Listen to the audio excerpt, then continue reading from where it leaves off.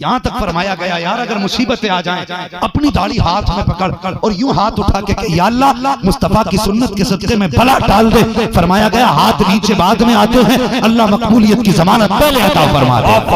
जिंदाबाद जिंदाबाद, सुभान अल्लाह सुभान अल्लाह। हुजूर की सुन्नत है। और वो कहां पे हुजूर का किसी ने कार्टून बनाने की कोशिश की थी। हुजूर का कार्टून बना कौन सकता जब किसी के तसव्वुर में उनका ख्याल ही नहीं आ सकता।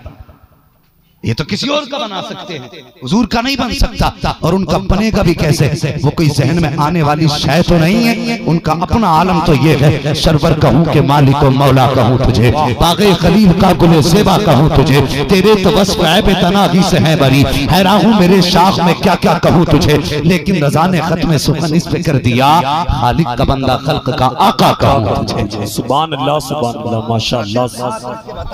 ये कुरान वाले हैं, ये दीन वाले हैं। लोग ताने देते, मैं कहता हूँ सुनी ने ताने ना दे।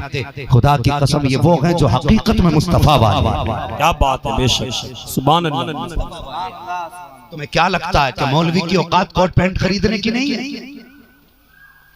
वो 18,000 के जूते नहीं खरीद सकता, वो 2200 रुपए का कैप नहीं खरीद सकता, सब कुछ खरीद सकता है। लेकिन फिर ये कपड़े क्यों, ये अमामे क्यों, ये जुत्ते क्यों, ये कुर्ते पजामे क्यों? क्या हमारा दिल नहीं? दिल हमारा भी है, दिल उलमा का भी है। ये भी अगर चाहे तो अच्छे से अच्छा नया कपड़ा पहन सकते हैं, कोट पैंट भी पहन सकते हैं, लेकिन ये तुम्हारी वजह से मजबूर नहीं है। खुदा की कसम ये दिल मुस्तफा को दे बैठे हैं। इनका अपना ऐलान ये है, दुनिया कुछ भी कहे, अगर लिबास पहने तो मुस्तफा वाला पहरा जाए। नारे तकबीर, नारे रिसालत, मसलके आला हजरत, उलमाए अहले सुन्नत जिंदाबाद जिंदाबाद। सुभान अल्लाह माशाअल्लाह। क्या बात है भाई, हुजूर से प्यार करो, हुजूर से इश्क करो, हुजूर से मोहब्बत करो।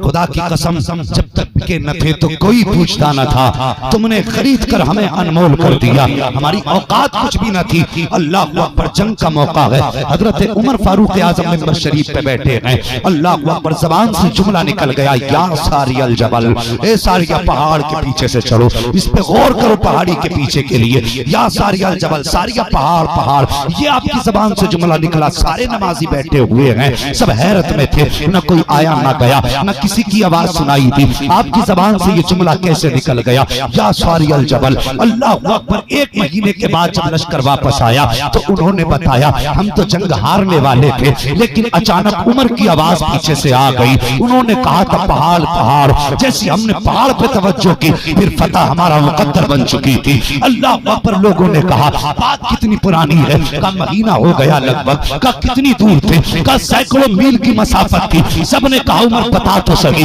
यहाँ बैठे बैठे तुमने सैकड़ों मील का देख भी लिया, सुन भी लिया, बता भी दिया। अल्लाह अकबर। ये बात मक्के में फैल गई, मदीना शरीफ में फैल गई कि उमर मदीने में बैठ करके सैकड़ों मील तक आवाज पहुंचा देते हैं और सैकड़ों मील का देख भी लेते हैं। हजरत उमर फारूक आजम का एक यार था जिसको हम बोलते हैं मुहावरे में लंगोटिया यार। आज उसको पता चला उमर इतनी पावर वाला हो गया है। अल्लाह अकबर। उसे तो पता ना था कि हुजूर के कदमों में जिस दिन आए हैं उस दिन उमर रश के कमर बन गए हैं। अल्लाह अकबर। फरिश्तों को रश गए उमर पे।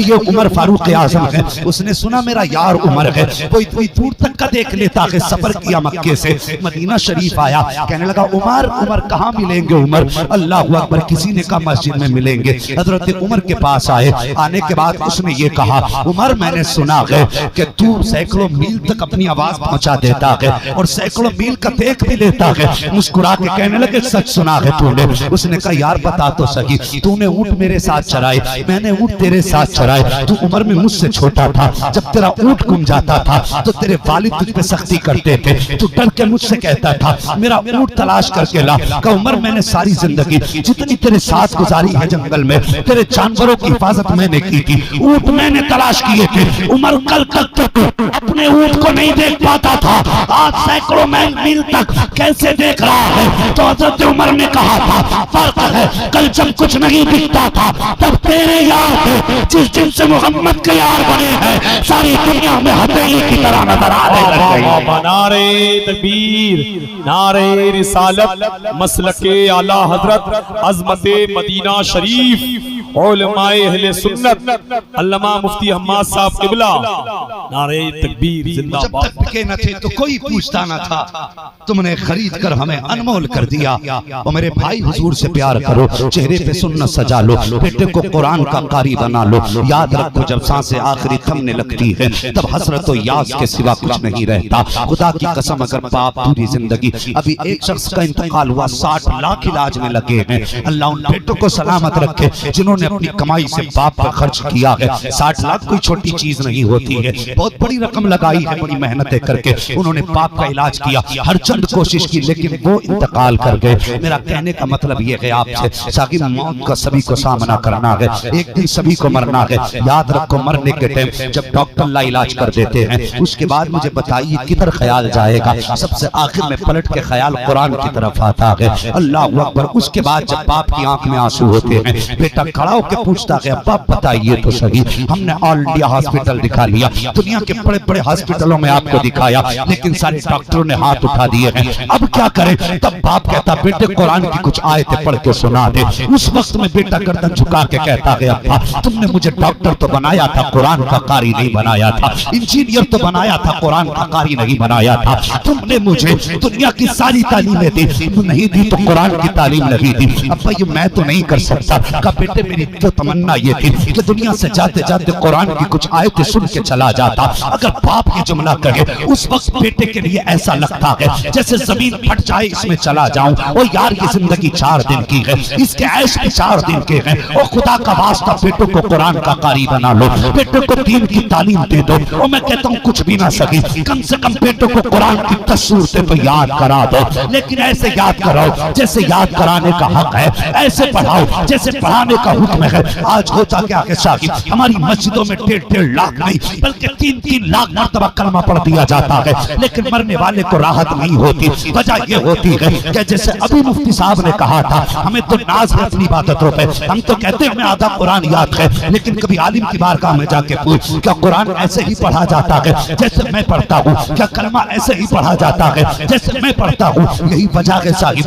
तलफ्फुज़ बिगड़ चुके हैं, अदायगी खराब है, 3 लाख मरतबा चने हो जाते हैं, मरने वाले को कोई फैज नहीं होता है। जबकि बताया तो ये गया कि 1.25 लाख कलमा पढ़ करके मरने वाले को बख्श दिया जाए तो उसके गुनाह बख्श दिए जाते हैं। आखिर हुआ क्या है? 3 लाख मरतबा कलमा पढ़ा गया है, लेकिन कोई फायदा नहीं हो रहा है। वजह यह है कि हमने उलमा से दूरी इख्तियार कर ली है, हमने इंटरनेट से तो दीन सीखा है, अगर नहीं जा पाए तो मस्जिद के इमाम के पास तक नहीं जा पाए। हमने शरीयत सोशल मीडिया से सीखना शुरू कर दी है, अगर नहीं गए तो काम पास के रहने वाले कुरान के कारी के पास नहीं गए। तो याद रख प्यारे, तुम्हें जिंदगी की आखिरी घड़ी में भी अगर काम आएगा तो कुरान वाला काम आएगा। अपने बच्चों को कुरान की दौलत दे दो, दीन की दौलत दे दो, खुदा का वास्ता। और कभी कभी अपने घरों में जब बैठा करते हो, अपनी बीवी से दिन भर का हिसाब लेते हो, तो ये भी कहा करते हो बता दिन कैसा गुजरा है, ये भी कहते हो बता खर्चे कहाँ कहाँ हुए हैं, कोई मेहमान आया था तो खर्च कहाँ से किया था। और यार जब ये बातें किया करो तो कभी हाथ पकड़ के इतना भी कह दिया करो मेरी शरीक हयात सफर में रहता हूँ, जिंदगी मौत का कुछ पता नहीं, कब मुलाकात हो जाए, चौराहे पर आए जाए हादसे होते रहते हैं और चलते फिरते मौतें होती हैं। कभी अपनी बीवी से ये भी वादा ले लिया कर कि देख तेरी गोद में 6 साल का बेटा बैठा है, मैंने इमाम के पास भेज के इसको दस्तूर से याद करा दी है, अगर मेरा इंतकाल हो जाए बेशक मेरी नमाज जनाजा कोई पीर पढ़ाए, या मेरी नमाज जनाजा कोई मुफ्ती पढ़ाए, या मेरी नमाज जनाजा कोई आलिम पढ़ाए, कहना वो बात अपनी जगह है, उनका आना बड़े फजल की बात है, उनका आना बड़े करम की बात है। लेकिन याद रख मेरी शरीक हयात, अगर मेरा इंतकाल हो जाए तो मेरे 6 साल के बच्चे को इसके चचा के साथ भेज देना और इससे कह देना कि जब दुनिया मिट्टी डाल के वापस आ जाए तो मेरे बेटे को मेरी कब्र के पास खड़ा कर दे। ये 6 साल का बच्चा और यार दावे से कह सकता हो सकता है कि एक आलिम की दुआ टाल दी जाए, ये भी हो सकता है एक पीर की दुआ टाल दी जाए, लेकिन जिस बाप की कब्र पर 6 साल का बच्चा खड़ा होगा, आंख में आंसू लेगा और कहेगा या अल्लाह इस मिट्टी के ढेर में मैंने बाप को दफना दिया है, मेरे मालिक की कब्र में बेसहारा है, अपनी रहमत का सहारा अता फरमा दे। और कभी बीवी से भी कह दिया करो कि मेरी कब्र पे मेरे बेटे को भेज देना ताकि दुनिया पलट के आए और उधर हिसाब के फरिश्ते आए, इधर मेरा बेटा खड़ा हो जाए और सिर्फ बिस्मिल्लाह पढ़ते और सूरह फातिहा पढ़ना शुरू कर दे, खुदा की कसम इधर बच्चा सूरह फातिहा पढ़ेगा, उधर पैगाम आ जाएगा, फरिश्ते वापस लौट आओ, अब हिसाब की जरूरत नहीं है। फरिश्ते कहेंगे मालिक किस लिए, तो रब फरमाएगा देखते नहीं है कब्र के बाहर 6 साल का बच्चा खड़ा है और मुझे रहमान कह रहा है, इसका बेटा मुझे रहमान कहे, मैं इस आग में मुब्तला करूं, मेरी गैरत को गवारा हो नहीं सकता। अब नारे तकबीर, नारे रिसालत, मसलके आला हजरत उलमाए अहले सुन्नत अल्लामा हुजूर हामिद मियां साहब क़िबला जिंदाबाद जिंदाबाद। और पढ़ो, दीन के करीब हो जाओ। फरमाया गया खैरुकुम मन तअल्लमल कुरआन व अल्लमहु, तुम में सबसे बेहतर वो है जो कुरान को सीखे और कुरान ही सिखाए। ये कोई छोटा कर्म नहीं। आज हमारे पास इंग्लिश मीडियम के लिए तो टाइम है, 3-3 घंटे ट्यूशन में तो हम दे सकते हैं, लेकिन जब मस्जिद के इमाम के पास 20 मिनट के लिए भेजते हैं और 2 मिनट ज्यादा हो जाए फोन आ जाता है, पता नहीं बच्चा ट्यूशन जाएगा, 2 मिनट लेट कर दिया। हमारे बच्चे ये समझ गए अहम कुरान नहीं, अहम इंग्लिश है। वो जानते हैं बचपन से अगर कुरान अहम होता, हमारे माँ बाप 12 घंटे कुरान को देते और 4 घंटे इंग्लिश को देते, लेकिन हमने उनको 18 घंटे अंग्रेजी के लिए देकर के आधा घंटा कुरान के लिए देके उन्हें ये बावर कराया कि कुरान कोई चीज नहीं है। बदलो अपने तरीके और बच्चों को ये यकीन दिलाओ कि हमारी तरक्की का अगर राज है तो कुरान, कामयाबी का राज है तो कुरान है। सर ऊंचा कर पाएंगे तो कुरान पे अमल करके, तरक्की करेंगे तो कुरान पे अमल करके। और दौलत तो रंडियों के पास भी होती है, तुमने कमाई तो क्या कमाई, मजा तो तब था जनाजा तेरा जाता, पीछे चलने वाले तेरे बेटे कुरान पढ़ते जाते। दुनिया कहती नामुराद बाप का जनाजा नहीं है, बल्कि नसीबों वाले बाप का जनाजा। क्या बात है भाई, जिंदाबाद जिंदाबाद, नारे तकबीर, नारे रिसालत, अज़मते कुरान जिंदाबाद जिंदाबाद, सुभान अल्लाह। ओ भाई बचाओ माशरे को और बचाओ औलाद को। बात गलत नहीं कही थी। मुफ्ती साहब ने मुझसे पहले जो डॉक्टर इकबाल का नजरिया उन्होंने पेश किया था, कातागरी ने दीन न सिखाया गया तो आने वाले दौर में कोई फातिहा पढ़ने वाला नसीब नहीं होगा। और मैं कहता हूं इन्हें दीन के करीब कर दो, वरना यही औलाद कब्र पर ठोकर मार के आएगी तुम्हारे, और तुम्हारी कब्रों को इकसार करा के यही वहां पे 5 स्टार होटल खुलेगी। इन्हें दीन सिखाओ, इन्हें कुरान के करीब करो। और मैं कहता हूं साहिब, अगर मुआशरे को बेहतर करना है तो कुरान लाओ घर में। इस ताल्लुक से गुफ्तगू के लिए घंटों गुफ्तगू की जा सकती है, घंटों दरकार है। अलग अलग अगर बात बताई जाए कुरान का किस चीज पे कितना असर है, बड़ा वक्त चाहिए। बस इतना समझ लो कि समाज को अगर दुरुस्त राह पर आना है तो कुरान की तालीम आम करो, दीन को आम करो। अगर हमारा बेटा ये नहीं जान सकता कि हमारे घर से निकलने का तरीका क्या है, तो बताओ वो माँ बाप को सलाम क्यों करेगा? तुम्हें क्या लगता है तुम्हारी पूरी 18 साल की बेवकूफी का एक तावीज इलाज बन जाएगा? 20 साल जो तुमने छत में गुजारे हैं वो सिर्फ एक तावीज बदल देंगे तुम्हारी जिंदगी। अगर इन तावीजों से इतनी जल्दी जिंदगी बदलती, मैं मुनकिर नहीं तावीज़ात का, बरकत की चीजें हैं, लेकिन ये भी असर तब करते हैं जब इनके साथ माँ बाप की दुआएं हो। अगर दुआएं माँ बाप की नहीं तो पूरा कुरान गले में लटका ले और ऐसा फायदा हो जाए, मुझे बताइए। समझ रहे मेरी बात? अगर चाहते हो औलाद आपकी इज्जत करे तो दीन सिखाओ, चाहते हो कि औलाद बहनों का हक अदा करे तो दीन सिखाओ, अगर चाहते हो औलाद हमारी मुआशरे में सुकून और शराफत से जिंदगी गुजारे तो कुरान सिखाओ। ये सारी तालीमें सिर्फ कुरान देता, बाकी तुम्हें किसी गोद में ये तालीमें नहीं मिलेगी। जो तालीम खड़े होकर पेशाब करना सिखाती हो वो माँ बाप को सलाम करना कब सिखाएगी? बताइए मुझे। इंग्लिश सिखाइए, अंग्रेजी सिखाइए, जो चाहो सिखाओ यार, तुम्हारी मर्जी है, लेकिन उससे पहले कुरान सिखाओ। ये जरूरी है। अगर जिंदा रहना चाहते हो जमीन पे तो कुरान सीखो भी सिखाओ। कई इस तरह के फोन आते हैं कि हजरत जी मैं फना यूनिवर्सिटी में पढ़ा हूं और मैं तो ये कहता हूं कोई जमात बुरी नहीं है। मैंने कहा तेरा कसूर नहीं, कसूर तेरे माँ बाप का है, इसलिए कि उसने तुझे मुस्तफा की तालीम ही नहीं दी। हाँ, वरना हुजूर के फरमान के आगे तो अक्लें कुर्बान करने का हुक्म है। अगर हुजूर ने कह दिया ये तो फिर क्यों का हमें हक नहीं बनता हम कहें, इसलिए कि हम प्यार करते हैं हुजूर से। और वो कहता नहीं कि मैं इन चीजों को नहीं मानता। क्यों नहीं मानता? कि नहीं, मेरी समझ में नहीं आती, आएंगी कहां से? जिस दिल में हुजूर का प्यार नहीं होगा उसको सच्ची राह नजर ही कब आ सकती है। समझ रही मेरी बात?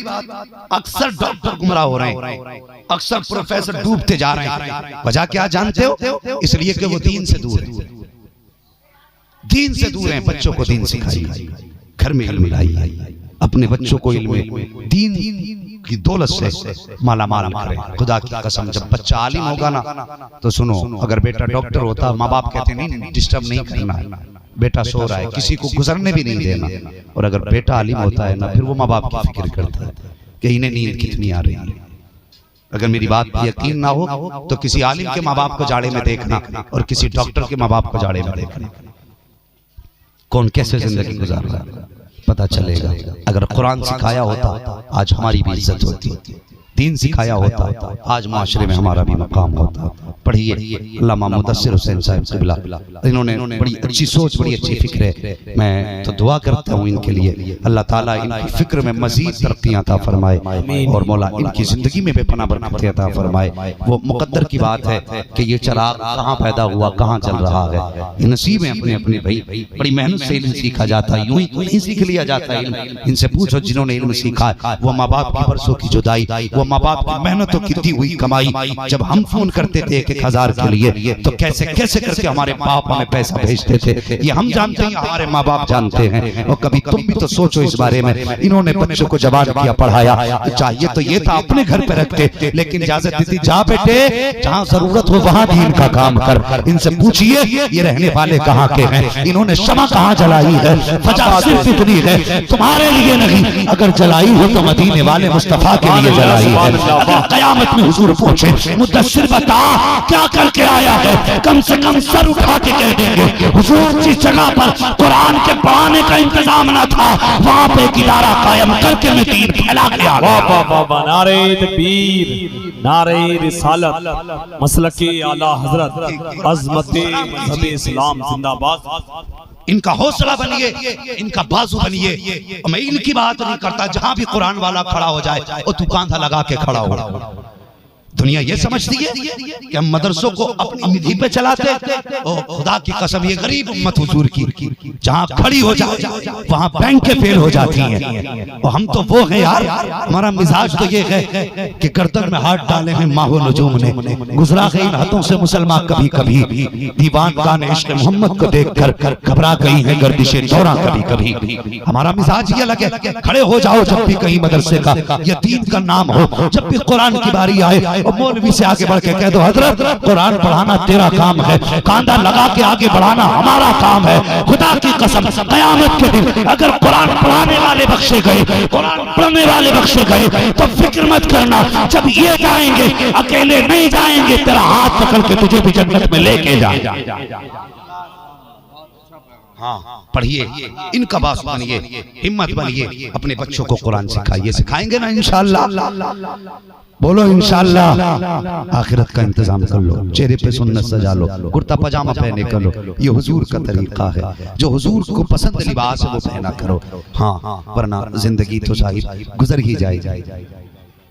माशाअल्लाह, ये क्या नाम है आपका? मरहूम नईम, हाँ मरहूम नईम खान, इनके साहबजादे ने 1000 रुपए माशाअल्लाह सुभान अल्लाह ये मदरसे के लिए पेश कर दिए। अल्लाह ताला हाँ जज़ाए खैर थे भाई, चंदा नहीं करना है। हाँ वो इनसे मिल लेना, इनसे मिल लेना। हाँ बस मोहब्बत से पेश किया है। और याद रखो यार, सच्ची बात बता के आखिरी बात खत्म कर लूं, मुझे 2 बजे तक का टाइम दिया गया है। बस मैं चाहता हूँ बड़ी जल्दी बात समेट दूं, गौर करें। ये बिल्डिंग है, ये बताइए हमने आँख खोली तो हमें हमारे बाप की जमीन मिली हैं, हमारे बाप ने आंख खोली हमारे दादा की मिली, दादा ने आंख खोली परदादा की मिली। ये तो सिलसिला ब सिलसिला आती रही है। हमारी आंखें बंद होंगी हमारी औलाद पे चली जाएगी, उसकी आंख बंद होगी उसकी औलाद पे चली जाएगी। मुझे जरा दिल पे हाथ रख के बता, किसी ने इसलिए जमीन भी अल्लाह के नाम वक्फ की कि मेरा बाप ने मुझे ये सलामती से लौटा दिया?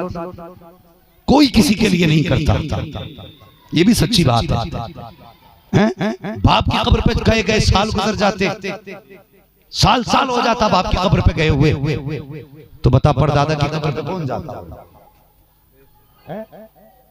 निशान तक याद नहीं रहते। आज मैं अक्सर कहता हूं अपनी कौम से, भाई अपने हाथों से कुछ कर जाओ, अपने हाथों से कुछ कर जाओ। बंदा 1000 दे दे, 500 दे दे, 50,000 दे दे, और उसके उस पैसे से एक छत पड़ गई या पंखा लग गया या फ्रिज लग गया या कूलर लग गया या कोई भी ऐसा काम हो गया जिससे कुरान पढ़ने वाले पर राहत हुई। फर्ज कर अगर कूलर ही लग गया, कुरान पढ़ने वाला कुरान लेके बैठा, गर्मी की शिद्दत थी, ठंडे झोंके आए, माथे पर पसीने के कतरे थे, हवा का झोंका आया, सूख गए। इधर हाफिज कुरान का कलेजा ठंडा हो, उधर अल्लाह तेरी बाप की कब्र को अपने करम से ठंडी फरमा देगा। कोई दुआ करे या ना करे, ये वो काम होते हैं हाथ उठाने की जरूरत नहीं होती। ये तो जहां लग जाएंगे असर छोड़ जाते हैं यार, असर छोड़ जाते हैं। अपने जीते जी हलाल कमाई का इतना लगा जाओ दीन के लिए। अगर कोई हाथ उठा के दुआ ना भी करे तो तुम परेशान ना हो, इधर कुरान पढ़ा जाए, उधर जन्नत की खिड़की तेरे कब्र में खोल दी जाए। ये अपने हाथों से कर जाओ, बस जो हुए अगला तुमको माफ फरमाए रब्बे कायनात। जिंदगी ने दिया साथ तो फिर होगी मुलाकात, चमन रहा फूल खिलेंगे, जिंदगी रही फिर मिलेंगे। मुसाफिर हैं हम भी, मुसाफिर हो तुम भी, किसी मोड़ पर फिर मुलाकात होगी। फकीरान आए सदा कर चले, सदा खुश रहो, ये दुआ कर चले।